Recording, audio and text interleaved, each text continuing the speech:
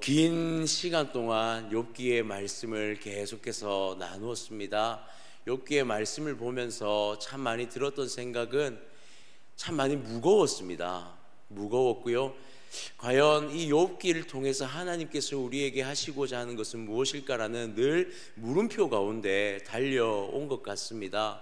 왜냐하면 세 친구는 계속해서 욥의 고난의 이유에 대해서 밝혀왔고, 그리고 등장했던 이 엘리후까지도 욥의 이 고난의 이유에 대하여서 단정 짓고 있었기에 우리는 계속해서 이 욥기를 보며 우리에게 물음표가 계속해서 던져졌을 거예요. 과연 욥이 이 고난을 받아야 할 이유가 무엇인가? 그러나 말씀 가운데 끊임없이 선포했던 것이 무엇입니까?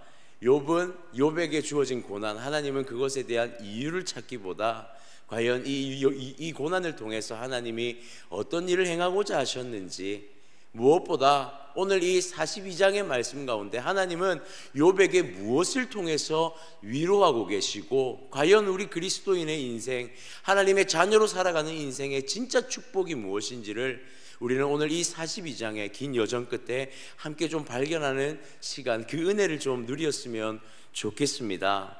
사실 참 오늘 이 42장의 말씀을 보면 너무나 큰 위로가 숨겨져 있음을, 하나님의 그 뜻과 위로가 숨겨져 있음을 발견하게 되어지는데요. 이제 이 욥 세 친구와 엘리후의 발언들, 그리고 나아가서 하나님의 음성의 드러남에 이 모든 대화가 끝이 나고 욥이 그 입을 열어서 하나님 앞에 고백하는 장면으로 42장이 시작되어지고 있습니다. 욥은 오늘 이 42장에 하나님을 향하여서 무엇을 고백하고 있냐면 바로 하나님을 향해 진짜 자신의 신앙의 고백을 이루어내고 있음을 보게 되어집니다. 1절에서 6절까지의 말씀을 보면 우리가 좀 이렇게 이해하고 해석하고 보았으면 좋겠습니다. 욥이 여호와께 대답하여 이르되 주께서는 못하실 일이 없사오며 무슨 계획이든지 못 이루실 것이 없는 줄 아오니. 먼저 고백하는 것은 이것입니다. 하나님이 완전하신 존재라는 것, 하나님이 정말 주권자라는 것을 욥의 입술의 고백으로, 신앙의 고백으로 그 입술을 열어 시작하고 있더라는 것이죠. 하나님의 뜻을 그 누구도 막을 자가 없다라고 말하고 있습니다. 그리고 2절에 보니 3절에 보니 무지한 말로 이치를 가리는 자가 누구니까 나는 깨닫지도 못한 일을 말하였고 스스로 알 수 없고 헤아리기도 어려운 일을 말하였나이다. 우리는 이 부분은 이 말씀을 조금 이렇게 이해했으면 좋겠습니다. 하나님, 나는 지금까지 이 세 친구가 또는 엘리후가 그 고난의 이유에 대해서 끊임없이 밝히려고 할 때에도 나는 오히려 입을 닫고 있었습니다 라고 말하고 있는 거예요. 하나님, 나는 어떤 것이 옳은 것인지 나는 잘 알지 못하였기에 하나님께서 직접 말씀해 주실 때까지 나는 이 입을 닫고 있었습니다 라고 또한 자신의 그 상황에 대하여서 말하고 있는 것이죠.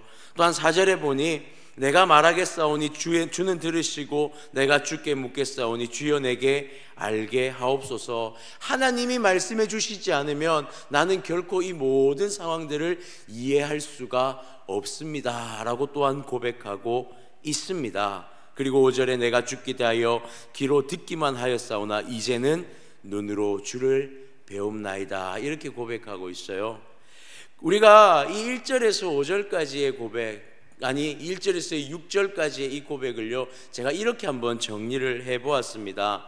하나님은 모든 것을 행할 수 있는 분입니다. 하나님의 뜻은 누구도 막을 수가 없고, 과연 당신 누가 하나님의 뜻에 대하여서 함부로 말할 수가 있겠습니까? 저는 이제껏 하나님이 행하신 일이 무엇인지를 아무것도 알지 못한다 고백하여 왔고, 이제서야 하나님의 음성을 듣고 깨닫게 되어집니다. 그리고요 6절을요 이렇게 이해했으면 좋겠어요. 지금 주님의 음성 그 자체가 이제는 나의 유일한 위로가 되고 있습니다 라는 거예요. 우리가 오늘 6절을 조금 더 깊이 살펴볼 필요가 있는데요, 특별히 살펴보는 것은 스스로 거두어드리고 티끌과 재 가운데서 회개하나이다 라고 고백하는데, 왜 이것이 위로라고 고백하는, 위로라고 이렇게 해석을 할 수 있냐면요, 스스로 거두어드리고 라는 문장은 마스라는 이 주장을 철회하다 라고 해석할 수도 있는데, 본문에서는 이러한 의미보다 무엇으로 사용하고 있냐면 오히려 싫어하다, 멸시하다라는 의미로 조금 더 접근해서 사용하고 있습니다. 그러니까 나는 멸시와 조롱 속에서 티끌과 재 가운데서 내가 지금 놓여 있었는데 라고 말하고 있는 거죠. 그런데 그곳에서 회개하나이다 라는 이 회개의 고백 또한 이 어근이 나함이라는 단어를 보면 위로라는 표현으로도 사용되어지고 있더라는 것입니다. 그러니까 이 6절을 어떻게 해석하는 것이 좋으냐면 내가 지금까지 이 멸시와 천대 가운데서 티끌과 재를 쓰고 있었는데 지금 이 상황에 하나님의 음성 가운데 내가 위로받고 있습니다 라고 해석하는 것이 사실은 이 1절에서 6절 전체를 바라보면 가장 좀 적합한 해석이 아닐까 그렇게 보여지더라는 것이죠. 즉 6절의 원의미로 해석되어지면 이제는 이 고백이 하나님 앞에 드려지고 있는 것입니다. 지금 나의 모든 상황 가운데 유일한 위로는 바로 하나님 당신의 음성입니다 라고 고백하고 있더라는 것이죠. 지금까지 계속해서 고난의 이유를 찾아왔습니다. 세 친구는요, 욥이 당한 그 고난이 무슨 이유 때문인지 끊임없이 밝혀왔고 이것은 욥에게 큰 상처가 되었습니다.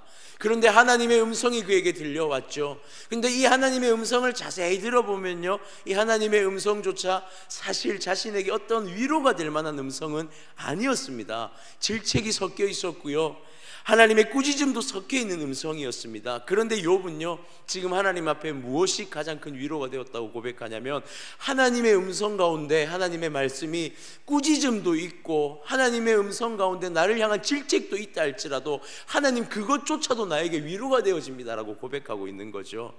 하나님의 음성 자체가 위로라고 고백하는 것입니다. 그래서 하나님 앞에 감사의 고백과 하나님 앞에 신앙의 고백을 지금 욥이 올려드리고 있더라는 사실입니다. 사랑하는 성도님들, 우리가 고난 가운데 하나님 앞에 기도할 때 우리의 가장 큰 위로가 무엇입니까? 하나님의 어떠한 응답에 어떠한 나를 위로할 만한 적절한 표현들이 우리에게 기도의 응답이자 위로가 아니라는 사실을 우리는 좀 기억했으면 좋겠습니다. 그저 하나님의 응답이 있다는 그 자체가 사실은 우리에게 가장 큰 은혜이고요, 하나님의 기도할 때에 하나님의 음성이 우리 가운데 들려지고 하나님의 말씀이 깨달아지는 그것만 가지고도 우리는 하나님 앞에 최고의 위로를 누릴 수 있다는 것을 오늘 이 42장의 마지막에 욥의 신앙 고백을 통하여서 이 위로를 발견할 수 있다라는 것입니다. 세상의 그 누구도 욥의 편이 되어주지 않았습니다. 세상의 그 누구도 욥의 위치에서 함께 공감해 주지 않았습니다. 가장 친했다는 그 세 친구조차 욥을 질책하고 질타하였죠. 그러나 하나님의 음성, 그 최고의 음성은 욥에게 가장 큰 위로가 되어졌습니다. 고난 속에서도 욥이 입을 열어 신앙 고백을 할 수 있게 말하였던 것은 바로 이 하나님의 음성이었던 것이죠. 우리가 고난 가운데 하나님 앞에 기도할 때에, 세상의 소리가 나를 무너뜨리려고 할 때에, 세상의 소리가 나를 잘못되었다, 네가 그 길을 가는 건, 네가 그 위치에 있는 것은 아무 유익이 없다라고 말할 때에도, 그때에도 우리가 기도하고 하나님 앞에 눈물을 흘리며 계속해서 그 자리를 지키고 고수할 수 있는 것은 하나님의 음성이 있기 때문임을 믿으시기를 바랍니다. 우리는 이 하나님의 음성의 위로를 받는 욥, 그리고 또 한 가지의 위로를 하나님 앞에 경험하는 욥을 발견하게 되어지는데요, 바로 7절에서 9절까지의 말씀 속에 하나님의 또 한 가지의 위로를 발견하게 되어집니다. 하나님께서요, 욥을 무엇이라 말씀하시냐면 바로 욥은 옳았다라고 인정해 주시고 있더라는 사실입니다. 7절에 보니까 여호와께서 욥에게 이 말씀을 하신 후에 여호와께서 대만 사람 엘리바스에게 이르시되 내가 너와 내 두 친구에게 놓아노니 이는 너희가 나를 가리켜 말한 것이 내 종 욥의 말같이 옳지 못함이니라. 하나님이요, 누구의 손을 들어주십니까? 세 친구가 옳지 못했다라고 분명하게 선을 긋고 계십니다. 그럼 이것은 누가 옳았다고 말하는 것이죠? 욥이 옳았다라는 것입니다. 하나님은요, 임재하시면서 욥에게 질책하셨습니다. 욥에게 대해서 하나님의 전지전능하심과 하나님의 그 주권을 드러내심에 욥의 입까지 다물어지게 할 만큼 하나님은 질책도 분명히 섞여 있었는데요, 여기서는 하나님이 뭐라 말하냐면 욥이 옳았다라고 말하고 있습니다. 과연 욥의 옳음이 무엇이었을까요? 하나님이 욥을 지켜 세울 만큼 욥이 어떤 옳은 일을 지금 이 욥기 42장까지에 행하였을까요? 여러분, 사실 우리가 욥의 그 모든 발언 속에서 욥의 옳음을 찾기는 쉽지 않습니다. 그런데 하나님은 무엇을 보고 욥이 옳았다고 말씀하시냐면요, 세 친구와 엘리후와 유일하게 다른 한 가지가 욥에게 있었습니다. 그것이 무엇이냐면 욥은 그 모든 고난의 상황에 어떤 방법으로든 하나님 앞에 기도했다라는 사실이에요. 욥이요, 끊임없이 친구들의 대화 속에서 발언할 때에 무엇이라 말했습니까? 하나님만이 나의 이 상황을 해결해 주실 수 있고, 지금 나는 발견하지 못하는 이 상황의 모든 순간들을 하나님은 다 하신다라고 분명하게 고백하면서, 또는 때로는 하나님 앞에 고백하면서 어떤 방법이든 어떤 것이든 하나님 앞에 끝까지 기도한 사람은 유일하게 욥밖에 없었다라는 사실이에요. 그러면서 하나님은 이 엘리바스와 두 친구에게 뭐라 말하냐면, 유일하게 하나님 앞에 기도했던 이 욥을 통하여서만 너희의 회개를 받겠다라고 하나님은 오늘 욥을 그들 가운데 세워주고 있습니다. 8절 말씀을 볼까요? 그런즉 너희는 수소 7과 순양 7을 가지고 내 종 욥에게 가서 너희를 위하여 번제를 드리라. 내 종 욥이 너희를 위하여 기도할 것인즉 내가 그를 기쁘게 받으리니 너희가 우매한 만큼 너희에게 갚지 아니하리라. 이는 너희가 나를 가리켜 말한 것이 내 종 욥의 말같이 옳지 못함이라. 하나님 이렇게 말씀하십니다. 너희 셋은 순양과 수소를 가지고 가서 욥에게 기도할 것을 청하라고 말하고 있습니다. 그러면 나는 욥의 기도만 받겠다라고 말씀하고 있는 것이죠. 시편 23편의 다윗의 고백이 기억납니다. 원수의 목전에서 상을 베푸시는 그 하나님을 찬양했던 다윗의 고백이 분명하게 떠오르는 것이죠. 원수의 목전 가운데서 상을 베푸시며 그 조롱과 멸시 가운데서 하나님이 나를 세우심에 찬양하는 그 다윗의 고백이 바로 오늘 이 고백이지 않겠습니까? 세상의 멸시와 조롱 가운데서 살아가는 우리 그리스도인에게 최고의 위로는, 또 한 가지의 최고의 위로는 무엇입니까? 하나님이 그 원수들의 멸시와 조롱 가운데 네가 옳았다라고 세워주시는 그것, 이것이 바로 그리스도인의 최고의 칭찬이자 위로라는 사실입니다. 하나님은 그 달란트를 나눠줬던 종을 향해서 예수님은 그렇게 말씀하셨습니다. 착하고 충성된 종아, 내가 참 잘하였다라고 칭찬하셨죠. 그것이 그 종에게 가장 큰 위로였다라는 사실이고 가장 큰 칭찬이었다라는 사실입니다. 사랑하는 성도님들, 우리 그리스도인에게 있어서 최고의 위로는, 또 한 가지 최고의 위로는 무엇입니까? 바로 원수의 목전에 상을 베푸시는 하나님의 그 옳다 하심이 우리의 위로가 되는 줄 믿으시기를 바랍니다. 하나님께서는 우리의 이 멸시와 조롱의 이 걸음을 걸어가는, 이 여정을 걸어감에 있어서 때로는 내가 왜 이 길을 걸어가는지 그 이유를 알지 못하고, 내가 왜 이 멸시와 천대와 조롱을 받으며 그리스도인 하나님의 자녀라는 삶을 살아야 할까라는 이 의문 가운데 하나님은 그 결과로서 보여주고 위로하시고 축복하고 계시더라는 사실입니다. 사랑하는 성도님들, 우리가 걸어가는 길이, 우리가 하나님 앞에 이 고난의 여정을 걸어가는 그리스도인의 삶, 하나님의 자녀된 삶이 때로는 이유를 알지 못하고 그 여정을 우리가 터벅터벅 걸어갈 때에 그 끝날에 하나님께서 하실 그 칭찬과 위로를 기대하며 나아갔으면 좋겠습니다. 지금은 다 알지 못하지만 언젠가 하나님 앞에 그 목전에 섰을 때에 하나님께서 착하고 충성된 종아, 네가 참 잘하였다 칭찬하실 그때를 기억하시면서 우리가 그 길을 끝까지 걸어간다면 그 순간이 우리에게 가장 큰 위로로, 축복으로 우리에게 누려지게 될 거라는 사실을 믿으시기를 바랍니다. 하나님은 이제 10절에서 17절까지 욥의 인생을 축복하시는 것을 마지막으로 보게 되어집니다. 특별히 욥의 축복의 현장을 한번 살펴보게 되면 12절에는 하나님께서 욥의 모든 재산을 회복시키는 것을 보게 되어집니다. 또한 13절에서는요 자녀의 축복이 회복되는 것을 보게 되고요, 14절에서 16절까지는 장수의 복을 누리는 것을 보게 되어집니다. 그런데요 여기서 또한 우리는 한 가지 깊게 살펴보아야 할 것이 있습니다. 과연 하나님의 축복이 이것으로 전부인가? 라는 질문입니다. 우리는 하나님의 축복을요, 여기서 하나님의 축복에 대한 오해를 가질 수가 있습니다. 많은 우리가 세상에서 누리는 것들이 하나님이 주신 축복이라는 오해죠. 그러나 우리가 진짜로 살펴보아야 할 하나님의 진짜 축복은 바로 10절에 기록되어져 있습니다. 10절 말씀 볼까요? 욥이 그의 친구들을 위하여 기도할 때 여호와께서 욥의 공경을 돌이키시고 여호와께서 욥에게 이전 모든 소유보다 갑절이나 주신지라. 욥이 그의 친구들을 위하여 기도할 때에 욥의 공경을 어떻게 하셨죠? 돌이키셨다라고 기록하고 있습니다. 하나님께서 주신 진짜 축복은 무엇입니까?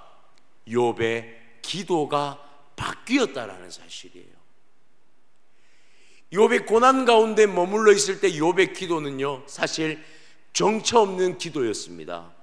하나님 앞에 보이지 않음에 대한 기도였습니다. 무엇을 기도해야 할지 몰라 하나님 앞에 울며 했던 기도가 바로 욥의 기도였죠. 그런데 지금 기도는 어떤 기도로 바뀌고 있습니까? 누군가를 축복할 수 있는 기도로 바뀌어졌다는 사실입니다. 이것은요 단순히 기도가 바뀌었다는 것이 아니라 욥의 세계관이 바뀐 것입니다.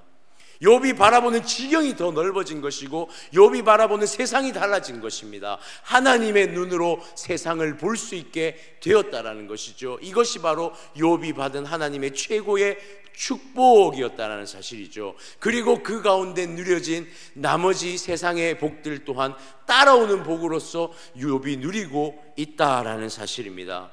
그렇습니다. 욥의 축복기도, 욥이 할 수 있는 그 기도가 바로 최고의 축복이었습니다. 하나님의 눈으로 세상을 볼 수 있는 것이, 하나님의 눈으로 세상을 바라보고 하나님의 입술로 세상 가운데 선포할 수 있는 그것이 욥에게 있어 최고의 축복이었다는 것, 나아가 이것이 우리 그리스도인의 최고의 축복이라는 사실을 우리가 좀 기억했으면 좋겠습니다.